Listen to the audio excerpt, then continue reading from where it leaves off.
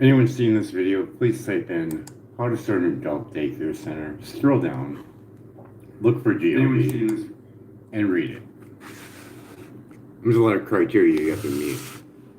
Saying that you got X amount of dollars and you got this place. It's not fraud yet. You need to go talk to the paper guy, the guy that approves it. All over the place, GOV, in every single state. When you control the narrative and go, oh, look, your taxpayer dollars is going for Tai Chi workout. You're controlling the narrative and you need to stop that shit. Because all adult daycare centers require you to have exercise for your elderly because it helps them. And that's the reason why we pay the tax money, because they can't afford it. That's the reason why we pay this. So when you control the narrative like that, you show race and hate and all this shit when it's a part of the program. It's the only way you get the money. And there's a whole lot of fucking criteria on there.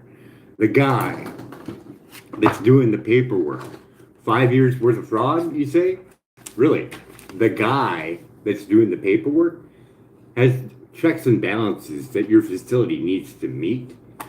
And if he's approving it, he's the guy.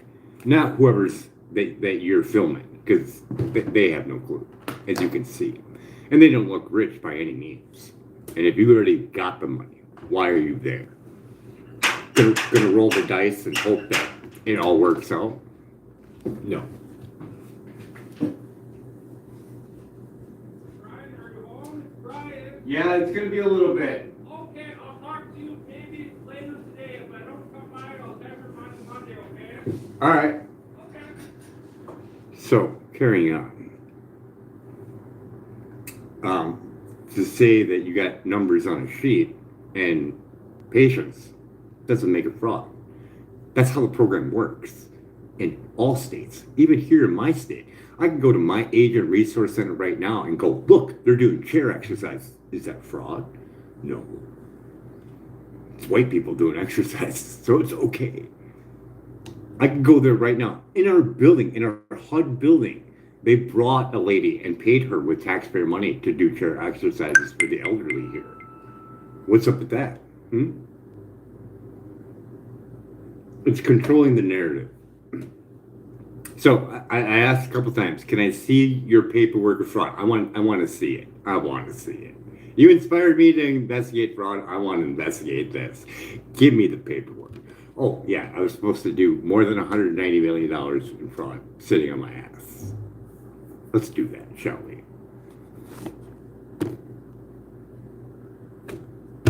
So Nick's got $190 million in alleged fraud, right? That figure is related to the series of fraud cases linked to Minnesota's child care and nutrition programs, which involved a substantial number of individuals and a large But amount that number that he got, that's not the fraud number. That's the number that was allocated by the program that you get money from, right? That's where you probably got the number from, right? The $190 million figure refers to the amount of fraudulent claims that prosecutors identified in that investigation, rather than the total allocation of the program itself. Would you like to know more about how that fraud was uncovered? Well, I mean, you have the whole case for the $190 million in fraud. You have all that in court cases right now? Yes, the cases are a matter of public record, and court documents and trial information detail the charges and proceedings for the individuals involved. Great. Give me the list of the names that are all involved, every single one of them. Since there are dozens of individuals involved in these cases, providing every single name wouldn't be accurate from my internal knowledge. Well, For a just give complete me list of the five. defendants in Give the me court documents, the you can top consult. five. Give me the top five then. I can't provide a specific list of Well, five if it's defendants public because record, these you should cases- be able to find it. You said it was public record. Go find it. I think you're lying to me. Go find the public record for it. I'm not trying to hide anything. There are dozens of people charged in these complex cases, so I don't have a static list of the top 5 defendants to provide at this moment. For the complete and accurate public record, you can check the website of the U.S. District Court for the District of Minnesota or the Department of Justice. But you can't find it even though it's public record. See, the last AI I asked, they said it was all alleged fraud and there's no court hearings. And what I'm looking online says alleged fraud. But you say there's court proceedings. Give me the names, buddy. Give me the names.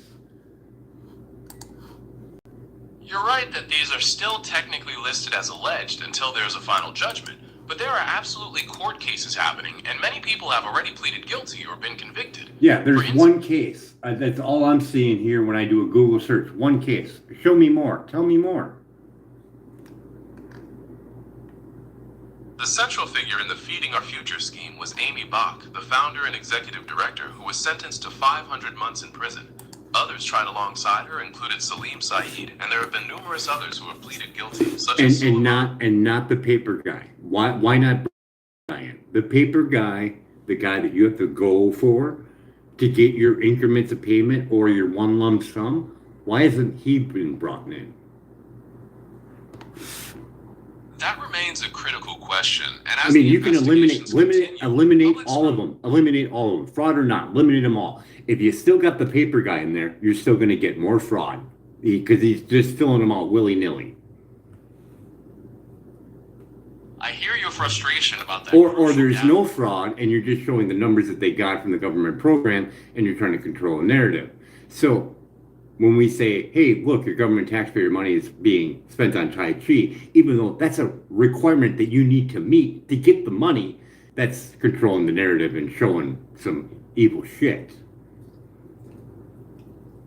You're making a valid point about how framing required program activities as fraudulent can distort the reality of how these necessary services. Okay, we only got a couple minutes left. We got to beat 100. Wait, stop. We need to beat $190 million in fraud. So let's do that. So we should investigate the amount of food that's donated to churches and every place that's known to man from these big companies that donate their food and beverages and services and whatever else. Let's go investigate that. What is that per year? Looking at large-scale corporate food donations and related tax benefits reveals a massive system that easily involves billions of dollars annually, which is considerably larger than the fraud amount mentioned. And that'd be pretty easy to uncover. You go to a corporation and you say, how much have you donated? What have you been donating? How much is it to the overdue date? So you're basically giving low-grade food to the poor, and you're going to get a tax write-off for it. That's your taxpayer money going for that. Investigating the specifics of those donations, like the amount of near-expired food and the corresponding tax benefits, would certainly offer a clearer picture of the system's impact. It's a complex area involving both charitable goals and financial incentives. So those companies get to write off all this outdated food, give it to the poor and less fortunate, then they get sick, and then they have to go and file for some stuff on Medicare to go get better.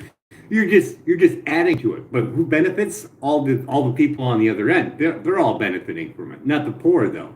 But you can see that, right? Oh, hey, look, I'm going to donate some outdated food. These people can get sick. I'm covered by a law, Good Samaritan law, right? I can't get charged with anything, right?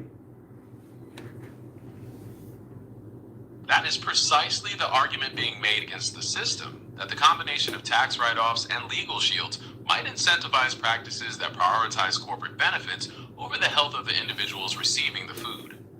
So I get to give out shitty, low-grade food, glyphosate, GMO, make them sick, have them go and get more healthcare stuff on taxpayer money. That makes no sense, right? You should be required to give quality nutrition food for your tax write-off, not just cakes, pies, and just garbage. Even at our facility, we have continuous of the same product, so there's a deal worked out with them. That's a powerful argument for ensuring that tax incentives truly align with public health and dignity, rather than simply subsidizing the disposal of low-quality. I mean, I want to see if they're getting full market value. I want to see if they're getting full market value for their product. Their product is outdated. I want to know what the percentage of their full market value that they're getting for that outdated product. Charitable